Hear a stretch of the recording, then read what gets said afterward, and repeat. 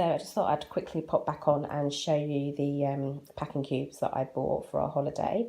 So annoyingly, the ones I bought for myself are a bit smaller than the ones I bought for my daughter, but never mind, if need be, I will commandeer one of her larger ones and she can have one of my smaller ones. But either way, they should both sets should work fine.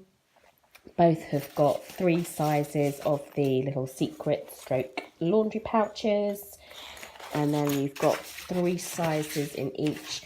This one, mine is quite small. I may actually end up using this as a toiletry bag. I do actually have a packing cube that is a toiletry bag, but this one might work better because I could probably stand bottles up rather than having them lay down, but we'll see. We'll give it a go.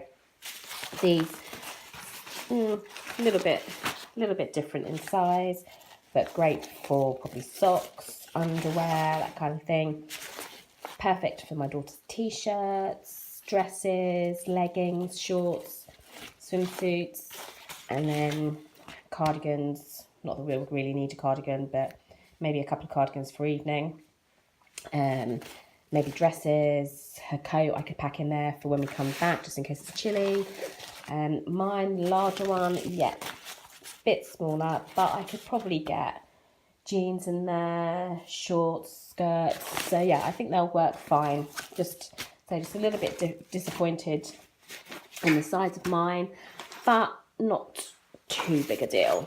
So yeah, we'll give it a go. I will try to come back on and do a video where I show you what I've packed into both, so we can see exactly how much we can fit into the suitcase once we've got everything packed in there. And I'm actually quite excited to give it a go with packing cubes. I normally roll my stuff and manage to fit a lot in the suitcase. So yeah, we'll see how much we can fit in this time. If you like the video, again, give it a thumbs up. Hit the subscribe button. I'd be really grateful, and I'll see you next time.